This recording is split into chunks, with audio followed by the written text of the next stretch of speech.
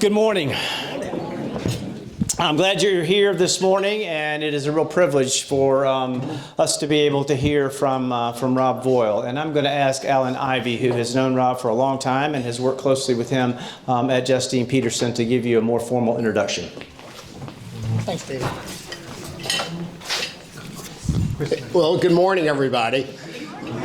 I have the distinct honor to introduce my close friend, Rob Boyle.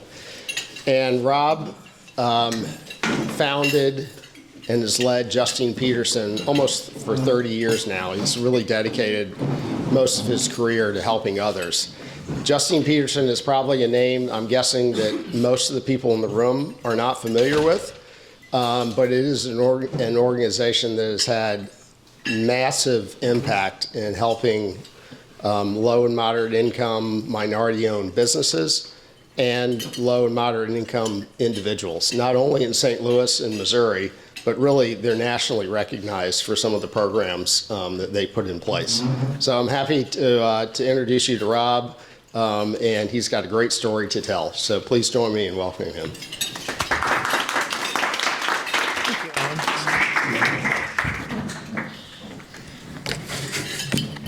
Good morning. Thank you, Alan.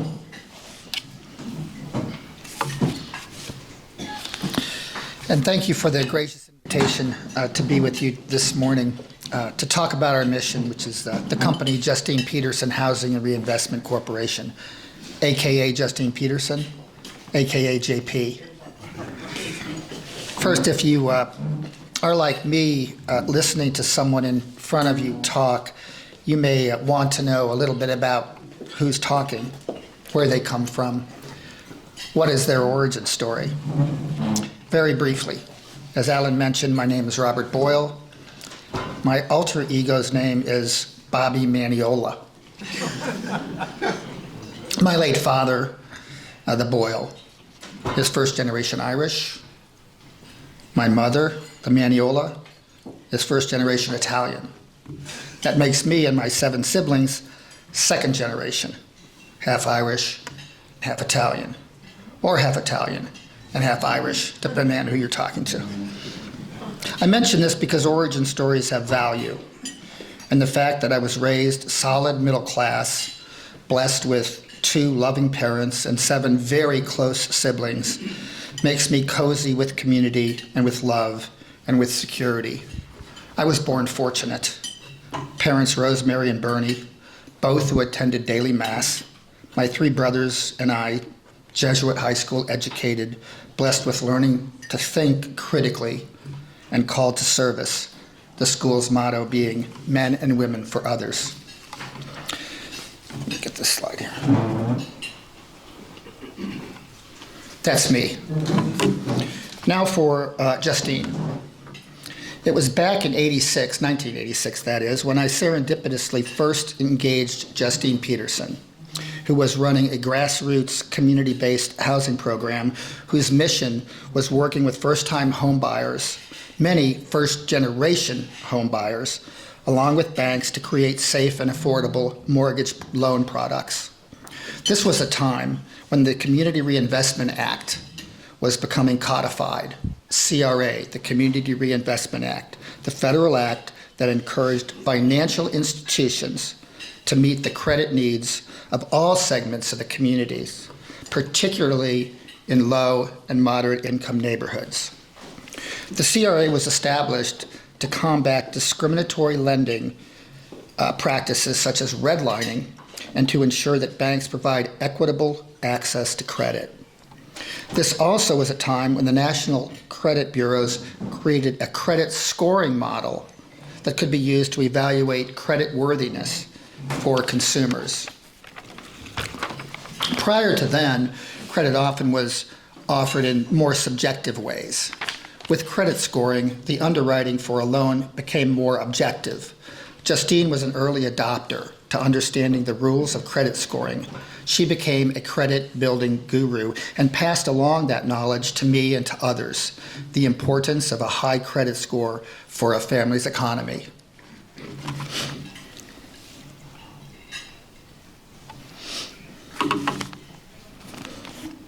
I'd like here to emphasize the unfortunate reality of the wealth disparity, the divide, we'll call it. As I mentioned, years ago, as traditional lending sources began to morph from the relational to the transactional, one's credit score became a dominant financial determiner. Justine recognized the power of this financial common denominator, the credit score, 3 numbers that determine whether one pays a relatively high price or a lower price for borrowed capital. Our credit score will determine our access to affordable credit no matter where we live and no matter our income. In its way, high credit score confounds the divide as it offers an objective financial equalizer of sorts. Building credit is simple and budget sensitive, motivating, and financially enriching. This is why our first engagement with our thousands of clients throughout the years begins with the reality of one's credit report and their credit score and a plan to improve the suppressed score. Thanks to Justine, JP is a national leader in credit building evangelizing through our Credit Building Nation, a product offered through our through 20 nonprofit organizations, through nonprofit organizations in 20 states. It was in my time with Justine when I first glimpsed the notion of social business, defined as a business that aims to address social, economic, and environmental issues while becoming financially self-sustaining. Justine was building a social business. In 1995, another nonprofit organization solicited Justine to become its executive director. I followed Justine. We grew our social business, engaging banks that paid for mortgage clients, managed city and county down payment funds, and began a very small micro-lending activity. One day in June of 1996, Justine did not show up for a funder meeting, and we found her at home lifeless. Justine had died from a heart attack. In the intervening months, I and 2 others attempted to work with the organization. However, after a number of months, we decided to create a company in Justine's honor and with her spirit. With a community of friends, all smart and serious about social change, we created a board and an ethos that our company, Justine Petersen Housing and Reinvestment Corporation, would begin as much as possible as a social business. A friend at Mercantile Bank, for those of us who remember Mercantile, a friend at Mercantile Bank granted JP $15,000, and we borrowed $10,000 from my wife, Barbara. We began as many small businesses begin, from friends and family who believed in our why, which is to connect community resources with the needs of low and moderate income individuals and families so they can build assets and create enduring change. JP's home purchase process grew quickly as we built a vertically integrated activity that included a mortgage broker operation, a real estate broker company, becoming a HUD-certified counseling organization, and created a matched savings program that assisted home buyers and small business owners. Smart, committed colleagues and community friends continued to engage the mission. We realized that as beneficial as it was to engage bank capital to support our JP home ownership mission and small micro-lending activity, to expand and grow the JP mission, it was necessary to have our own capital. Again, with smart, committed board members and community supporters, we strategized on the best way to organize, to become our own supplier of capital. Become a bank, become part of a bank, become a credit union, become part of a credit union. Perhaps found a non-regulated finance company. We finally settled on a relatively new type of institution, the Community Development Financial Institution, the CDFI. The CDFI fund was established in the mid-90s within and regulated by the U.S. Department of Treasury to promote community development in economically distressed urban and rural communities.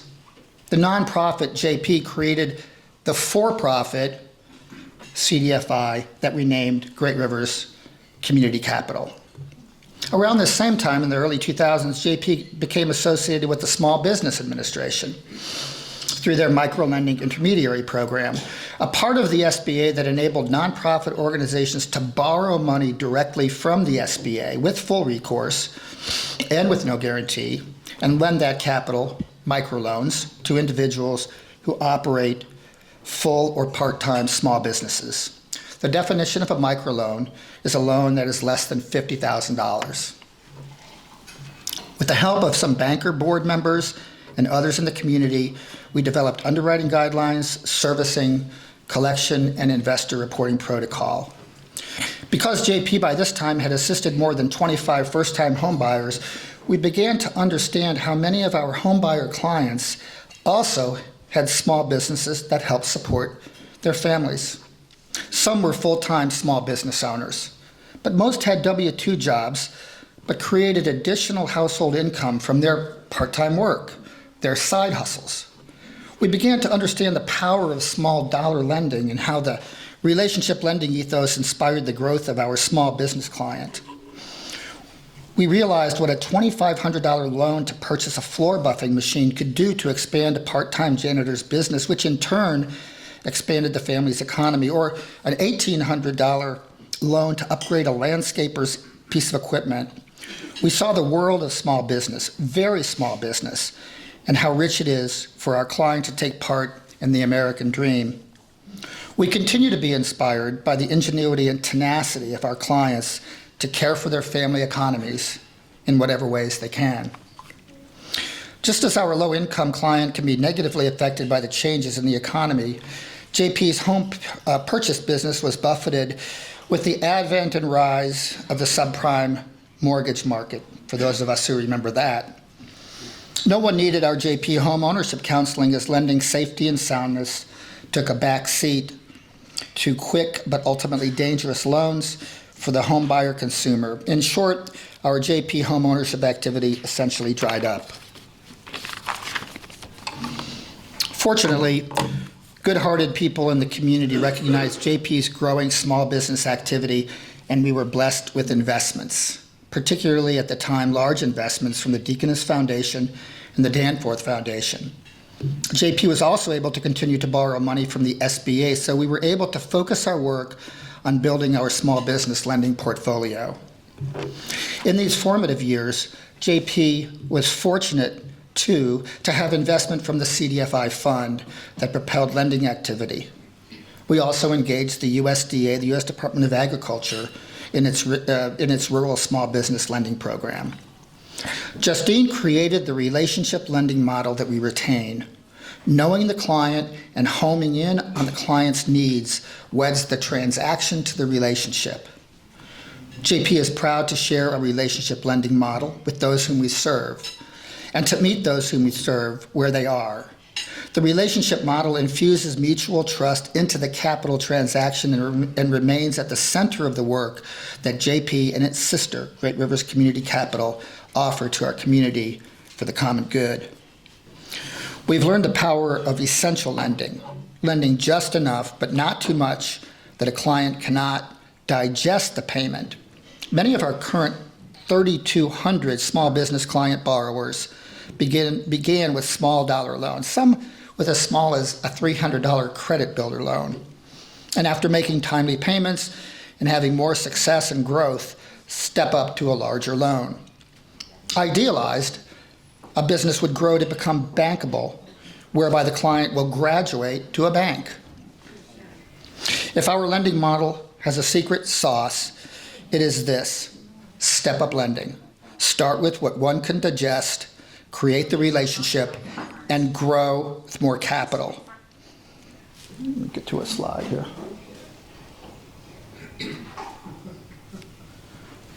This slide is a purposeful pun on both the secret sauce and step-up lending. The story of Freddie Lee and Deborah James is a remarkable one that illustrates a piece of the American dream. As a career, Freddie worked in construction. However, his interest and passion was in barbecue. Freddie and Deborah began creating sauce in their home and gifting bottles to friends. Ultimately, the Spirit moved them to create a small business. They moved their business from their home to a small community kitchen, came to JP in 2012, borrowed $5,800 to pay for a co-packer to bottle the sauce, grew the business through 2017 when they borrowed $140,000 to purchase mixing and bottling equipment as they moved into a JP-owned property, and began to produce at some significant scale. As the business grew, Freddie, Lee, and Deborah ultimately connected with the bank to purchase a strip mall where they have 3 commercial tenants and where they produce their sauce. I think you'll enjoy this from Deborah on Freddie Lee's Gourmet Sauce website. Deborah writes, "For decades, we've been giving our sauces to family, friends, and coworkers, and have been provided with great feedback. People have asked us, what is the name of the sauce? And at that time, we didn't have a name. One day, Fred and I had completed a batch of sauce, and we took a much-needed break. So we went and sat on the front porch to escape the extreme temperature of the kitchen. It was a warm summer day, and Fred looked at me and said, 'Honey, one day, God is going to bless us to get out of the ghetto.' 'Praise God,' I said." This is Deborah. "Praise God," I said, and then it hit me. Ghetto sauce will be the name. We laughed, and Fred said, "I can't do that." I said, this is Deborah again, I said, "Then put your name on it and call it Freddie Lee's Ghetto Sauce." We prayed about the name and laughed. The name just stuck with us and felt right. We don't mean to be racist, negative, or degrading to anyone's race or nationality. We love all God's people, and we love to enjoy family, food, and good times in that order. We added Freddie Lee's American Gourmet Sauce to our family of sauces because it made it a lot easier to get our product into markets that did not want to offend, and we understand. But the Ghetto Sauce brand is sold in 305 stores and shipped to 7 different states. I just find that so fun. There's a lot I haven't talked about here, but that we can talk about as we consider JP, the hybrid of social work and banking. And we can talk about how many loans we've done, how many dollars JP loaned, what's the average loan size, what are the perennial challenges, how do we get capital, and how do we lend it, and what is the default rate, is collateral necessary, does JP own or develop property, et cetera, et cetera. If you're okay with this, I'd like to have conversation for the rest of the time we have available this morning, though I want to finish my comments with this. Promoting and providing access to capital to those financially less well-served offers impact investing opportunities that create purposeful change in an economy currently hampered by severe income inequality and by growing rates of poverty. While the concept that is expressed as redistribution of wealth may be too politically charged to begin to make serious change, the notion of allowing access cannot be denied as an economic stimulator, just as fairness cannot be denied as a fundamental cultural principle.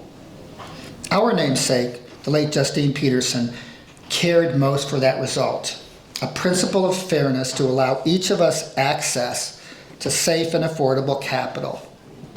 This access, mixed with some financial capability and ongoing support as needed, often is enough. For then, we let the gifts and the motivation of the individual propel their family's economy, which in turn will motivate our larger community's economy. This method has offered thousands of families the opportunity to inspire their potential and build financial assets that create enduring change. This access becomes an empowering event that supports the individual's investment into themselves. In short, our Justine Petersen client families show that access creates opportunity. Throughout these remarks, I was purposeful in reiterating the theme of generous support from smart, serious people who throughout the years have graced us and gifted us with their time, their talent, and their treasure. Thank you again for inviting me to be with you.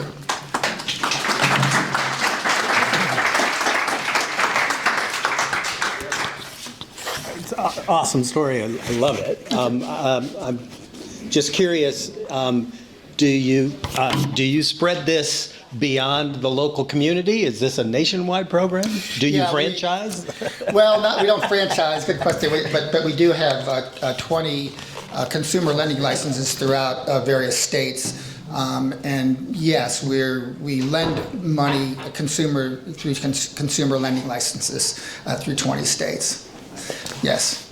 Now, let me do this here. Rob, can you say a little bit more about micro-lending? Sure. As I mentioned, the SBA began to offer the micro-lending product to about 180 nonprofit organizations throughout the country. We happen to be among the largest micro-lenders in the country. We do about 350 to 400 small dollar microloans each year. Again, a microloan is a loan with a value of less than $50,000. Our microloan tends to be on the smaller side. We usually average around $10,000 to $15,000 per year. And what that does, as I mentioned in my talk, is it really inspires individuals to begin businesses.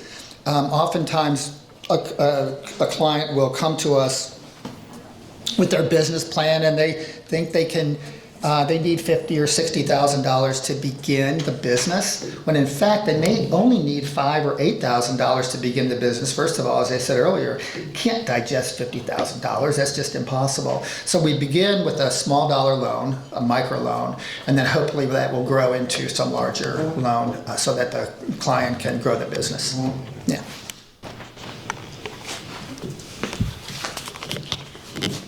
You mentioned, I think, helping people establish their credit scores. Yeah. And helping them understand how to go about doing that. Are you still doing that even if they're not starting a business? Absolutely. That's the first thing we do. With each of our clients, the first thing we touch is the credit score and the credit report. And we consider ourselves credit gurus. We are. I mean, we have to be. And the reason is because that's the basis for expanding financial for the family. Let me give you an example. We have a product. In fact, let me see if I have the products here. The products. Yeah, here we have a loan. There's a product down there called the Drive Loan. And if any of us are familiar with the way that people buy cars, especially low and moderate income people buy cars, they often, if they have suppressed credit scores, the price of the money, the interest rate, can be anywhere from 15 to 30%. We were offered some funding through the BJC Foundation and through NISA, a company that has a foundation, to consider how do we assist an individual who has a 22% interest rate on a car payment, maybe $580, and they've been paying that for a period of time. Our Drive product allows us to then reduce that interest rate to 8%. The average savings each month is about $160 a month. And if you think about that, what else can that be used for in a family's economy? In addition to that, it's cool also that the payment is reduced, but more important, we engage the client in building credit so she doesn't have to go back to that buy here, pay here place and buy a 20% interest rate. So yeah, it's fundamental. The credit building is fundamental to the work that we do. Thanks for asking that question. Yeah. You mentioned that you're both a for-profit and nonprofit. Yeah. I assume you're a 501c3 for those of us who want to maybe participate. And can you talk a little bit about how they work together? Yeah, Justine Petersen, the nonprofit, owns Great Rivers Community Capital, the for-profit. Most CDFIs are nonprofit organizations. Again, we work with a lot of smart people, as I said all along. And the idea of the Great Rivers Community Capital is that we could have investors who ordinarily wouldn't be able to take advantage of investing into a nonprofit, but could take advantage of investing into a for-profit. So that's the reason for that. Yeah.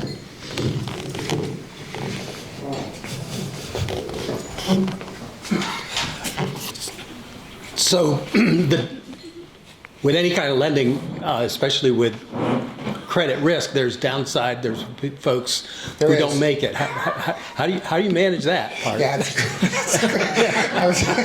I thought Alan was going to ask that question. Just to be clear, Alan has been a board member for numbers of years and is very significant, the most significant as chair of our finance committee. And I want everybody in the room to understand how significant Alan is to our company, but also how significant board members are in general to nonprofits. We underwrite to a 6% loss.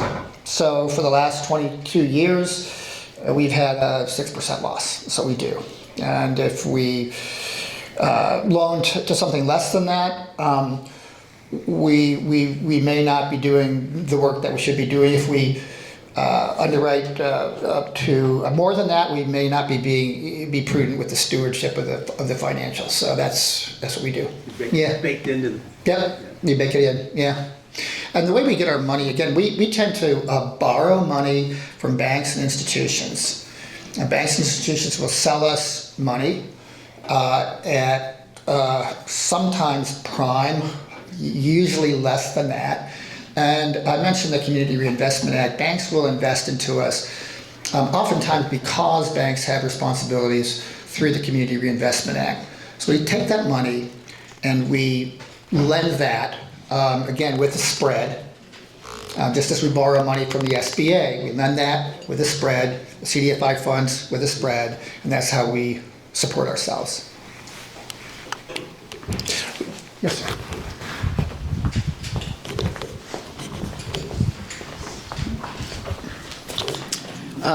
So you guys primarily lending, do you guys then help your customers or clients, say with savings accounts or things like that, or is it just only lending? I'm sorry, that's again. Like you mentioned, that customer saves $160 per month. Can they open a savings account with you guys or a CD or No, unfortunately, CDFIs don't have that ability. But what our clients do when they save the money, to get back to this drive product that we have, where they're actually saving money each month, we talk about, okay, what's the best way to use that money? And it's really interesting because those who are perhaps more advanced and may have some assets, we've begun to engage an attorney to work with them on estates and making sure that they button up the assets that they have. So we are very conscious about what's going to happen with that savings that you have. Yeah, thanks for that question. Thank you for your comments. I appreciate them tremendously. But you said something that I don't fully understand, and that was your investors, as you've got profit and nonprofit sides, cannot fully invest. Maybe I misunderstood you, but I don't understand how your investors can't invest in one or the other or both or something like that. Well, they can, but there are ways, my understanding is that there are ways for that some of our banks, for example, might want to invest in the for-profit CDFI and not into our nonprofit CDFI for their own reasons. Yeah. Can you talk a little bit about your ABLE loans for people with disabilities? And Sure. do you have any association with the Starkloff Disability Institute? Yeah, in fact, we began to work with that organization to engage the CDFI fund for for that product. The CDFI fund offered 3 years ago the ABLE fund, and that's when we engaged Starkloff and that group. Yeah. Rob, how do you get clients? Or at this point, Word of mouth. they just walk? Okay. Yeah. Yeah, we haven't ever had to advertise. In fact, if we do advertise, we would be in trouble because there's just too much demand. Yeah. Yeah. Okay.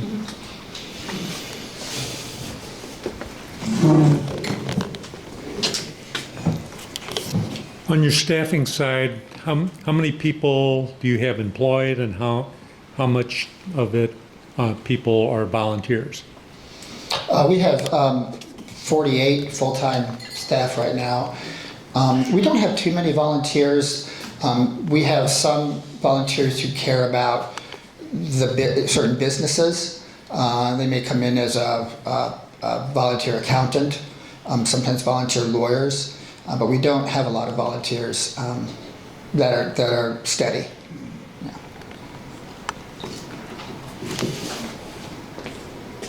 Anything else? You've touched on this in different ways this morning, but could you talk about just the wealth building concept and how that then parlays into improving a family's financial condition? Yeah, we can go back to 1997 when we first engaged homeowners and realized since 1997 how much appreciation was or is through those years. So we have families who bought homes way back in the day, and now those homes are worth 3 or 4 or 5 or 6 times what they bought. Most of our work was done in early on in South City, Shaw neighborhood, the Tower Grove East, Tower Grove South. So that's an example of a family purchasing a home way back in the day, creating wealth. In fact, many of our early clients, children, are now following up with us and become clients. But that's really what we care about more than anything, is access to capital so that families can grow either their business or purchasing. Purchasing homes now is difficult for low and moderate income families, especially because pricing in the market is just so high. But that's our ultimate goal, is to create wealth for future generations. I'm not a plant, but I could be. Could maybe for the group, Rob, talk a little bit about the various types of businesses that JP works with, because it's a broad range of folks. Yeah, I don't know if anybody can see that So we have all kinds of businesses. Real estate lately, and this is by dollars, not necessarily by numbers of clients, but over the last couple of years, we've had a lot of activity with individuals, again, just small individuals who are purchasing properties for rehab. Alan, you mentioned growing assets. That's become something recently where individuals will purchase a property, rehab it, and sell it, which is the reason for the large real estate sector. All kinds, we do all kinds of businesses, as you can see. Our average loan amount is around $27,000 now, so we'll do a loan of $500,000, and we'll do loans of $300. So you can see here It's hard to see. Is it? Read some of those. Yeah, real estate, construction, catering, restaurant, consultant, professional services, retail, delivery, hauling. Hair care used to be bigger than it is now. Also child care used to be a larger sector. But almost anybody with any business is served. Yeah. Sorry, that's not so bright. I noticed you have agriculture up there. What kinds of agriculture? Yeah, we have a loan product with USDA, and we're able to assist small farmers who, or also we have some urban farmers as well. That's what that is. Yeah.